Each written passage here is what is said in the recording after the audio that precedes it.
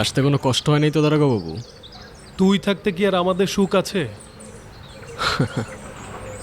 কি বলতেছেন? আমরাই তো সুখ বেছি। জবানটা একটু বেশি চলতেছে না তোর?